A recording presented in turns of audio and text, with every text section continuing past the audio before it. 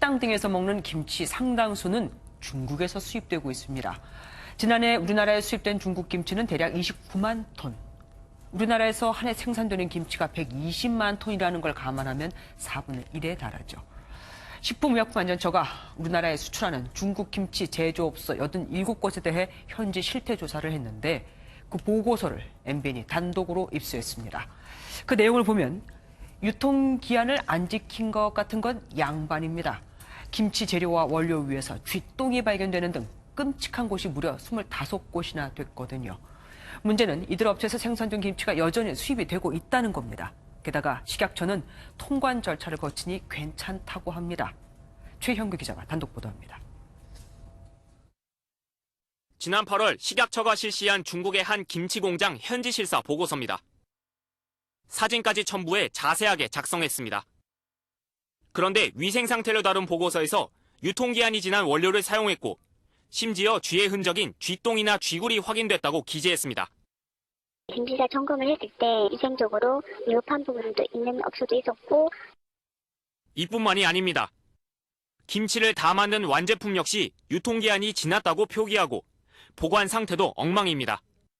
이 제조업소는 결국 부적합 판정을 받고 수입 금지됐습니다. 모두 25곳이 적발돼 19개 업체가 개선 필요 처분을 받았고 6개 업체는 심각한 상태로 판단돼 수입 금지 처분을 받았습니다. 문제는 이들 수입 금지 처분을 받은 6개 업체가 지난 5년 동안 한국에 수출한 김치는 2만여 톤에 달하는데 식약처는 아무런 문제가 없다는 입장입니다. 충분히 안전관리하기 위해서 통관 단계든 유통 단계든 저희들이 관련 규정에 따라서 철저히 검사를 합니다. 통관 단계에서 검역을 하니 괜찮다고 말을 한다면 이런 비위생적인 공장에서 제조된 김치를 국민들이 먹어도 좋다는 소리와 다름없습니다. 87개 업체 가운데 11곳은 실태조사도 하지 않은 것으로 나타나 중국산 김치의 위생 상태에 대한 보다 철저한 관리가 필요하다는 지적입니다. 사람 몸속에 살고 있는 기생충이 암에 걸린 뒤에 사람에게 암을 옮길 수 있다는 새로운 연구 결과가 발표됐습니다. 그동안은 알지 못했던 새로운 유형의 암 발병 경로여서 세계의학계가 주목하고 있습니다. 정성진 기자가 설명하겠습니다. 몸 길이가 길쭉한 촌충의 일종인 소형조충입니다. 미국 질병통제예방센터는 암으로 숨진 한 40대 남성의 암세포에서 이 기생충의 유전자를 발견했습니다. 소형조충이 먼저 암에 걸린 뒤 이를 사람 몸에 퍼뜨려서 암 종양을 만들었다고 이 센터는 밝혔습니다. 바이러스나 박테리아가 암을 일으킨다는 사실은 이미 밝혀졌지만 기생충에 의한 것이 확인된 것은 이번이 처음입니다. 기존에 학계에 알려진 그 사실과는 달리 기생충의 유전자가 사람의 조직에 침입됐든 또는 유입됐든 들어가서 관찰된 첫 사례라고 할 수 있겠습니다.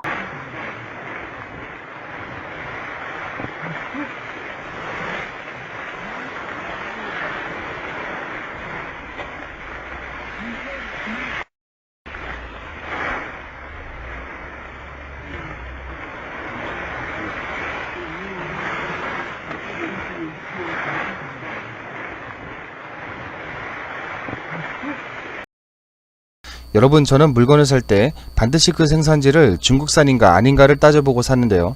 중국산이 아닌 것을 확인해야만 물건을 삽니다. 옷을 살 때도 매장에 있는 물건 중에 중국에서 생산된 제품은 아무리 디자인이 좋아도 절대로 사질 않습니다. 베트남, 인도네시아, 미얀마, 방글라데시아 같은 곳에서 만들어진 제품들도 충분히 많이 있거든요. 식당에 가도 김치가 중국산이라고 적혀 있으면 김치는 손도 대질 않습니다. 우리나라는 다른 나라와 무역을 많이 하는데 가장 많이 하는 나라 중 하나는 중국입니다. 우리는 중국으로부터 모든 종류의 제품, 특히 식품을 구입하는데 수조 원을 쓰고 있습니다. 그런데 여러분은 중국산 수입품이 자세히 조사되고 있다고 믿을지 모르겠는데 사실은 그렇지 않습니다. 모든 것이 불완전하지는 않지만 다음 20가지의 위험한 품목이 지금 당신 부엌에 숨어 있는지 모른다는 사실 잊지 마시기 바라며 그럼 절대로 사지 말아야 할 중국산 식품 20가지를 알려드립니다. 첫 번째, 대구. 믿건 말건 이 흔한 물고기는 중국으로부터 수입되는 절대 최악의 식품 중 하나입니다. 중국에선 수천 마리의 대구를 오물과 쓰레기가 있는 조그만 공간에 처박아 넣어 높은 독성 물질을 가지게 합니다. 두 번째, 달걀. 중국에서 수입된 달걀로 요리를 하기 전에 2번 생각해 보시기 바랍니다. 중국의 공장은 달걀의 탄산칼슘과 파라핀을 사용하여 달걀이 위험한 독성을 가지게 한다고 합니다.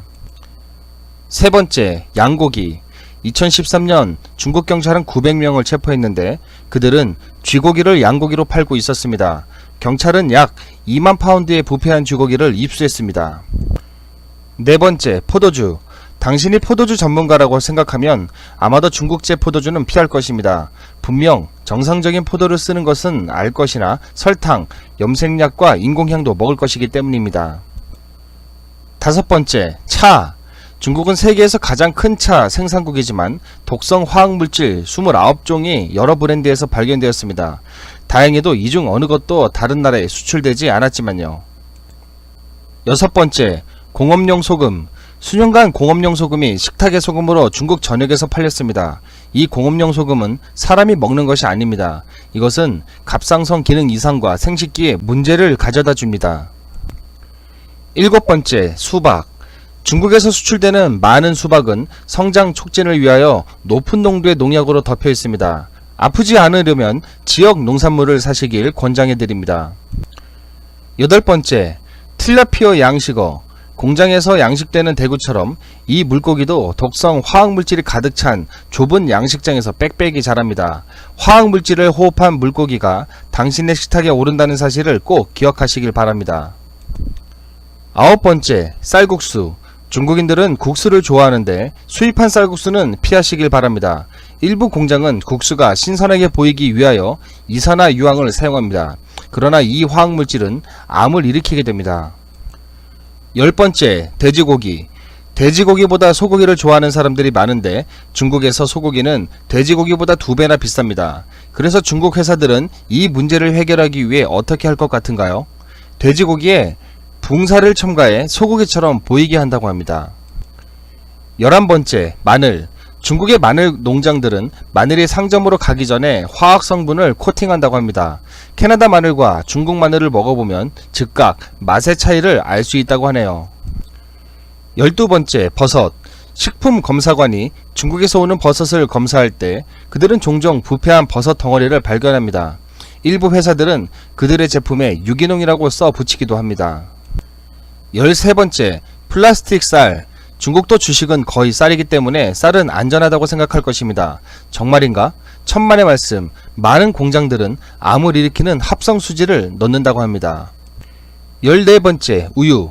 멜라닌은 신장을 망가뜨리는 화학 성분인데 중국산 수입 우유에서 발견되었습니다. 멜라닌 분유 파동 기억하시죠? 이 문제는 매우 큰 문제인데 최근에도 6명의 아이가 사망했고 30만 명이 크게 앓고 있는 상황입니다. 15번째, 사과주스. 놀랍게도 미국에서 팔린 사과주스의 50%가 중국에서 수입된 것이라고 합니다. 통계를 확인해보지는 못했지만 한국도 예외가 아닐 가능성이 높습니다. 중국에서 사과가 가공되기 전에 항상 많은 농약이 뿌려지기 때문에 이것은 놀라운 일입니다. 사과주스 대신 물을 마시길 권해드립니다. 16번째, 배추. 여름철의 높은 기온 속에서 중국 농부들은 배추가 신선해 보이도록 높은 독성 포르말린제를 뿌립니다. 정상인으로 살고 싶다면 절대로 중국산 배추에는 손대지 마시길 바랍니다. 17번째, 완두콩. 콩에게 기회를 주어라 라고 말한 게 존 레논이었던가요? 그러나 중국에서 온 완두콩에게는 절대 기회를 주지 마세요. 중국에서 2005년 식품검사관은 수천 개의 완두콩 캔에서 인공색소가 칠해진 가짜 완두콩을 발견했습니다. 여전히 중국산 가짜 완두콩은 누군가의 식탁에 올라와 있을지 모릅니다. 18번째, 후추. 유명한 중국제 후추를 들어봤을지 모르겠는데 맛을 볼 기회가 있으면 아마 패싱할 것입니다. 일부 중국인들은 단단해진 조그만 진흙덩어리를 팔기 때문입니다. 19번째, 식용유. 중국의 대규모 식품회사 하나는 수천 개의 식당에서 사용한 폐 올리브유를 재활용하여 팔기로 구역질나는 결정을 내렸다고 합니다.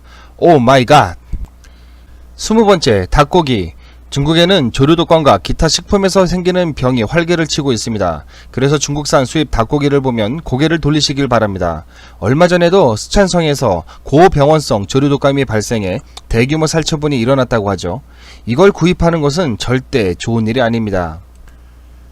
다음부터는 식료품 장을 보러 가시면 어디에서 온 식료품인지 항상 체크해 보시길 꼭 권해드립니다. 그리고 이 위험한 중국산 식품 품목을 친구들과도 공유하는 것도 잊지 마시길 바라겠습니다. 저는 중국산이라면 식품은 당연하고 공산품부터 의류까지도 절대 구입하지 않으려고 노력을 하고 있습니다. 그렇지만 중국산이 아니면 살 수 없는 제품들도 우리 주변에는 꽤나 많이 있다는 사실에 놀랄 때가 한두 번이 아닙니다. 완벽히 중국산 불매운동을 하기 위해서는 세계의 제조업 탈중국 흐름이 더 가속화되어야 할 것입니다. 어쨌든 그럼에도 불구하고 식품은 절대로 피하시길 권해드리고 공산품도 되도록 국산과 다른 나라에서 제조된 제품을 이용하시길 권해드립니다.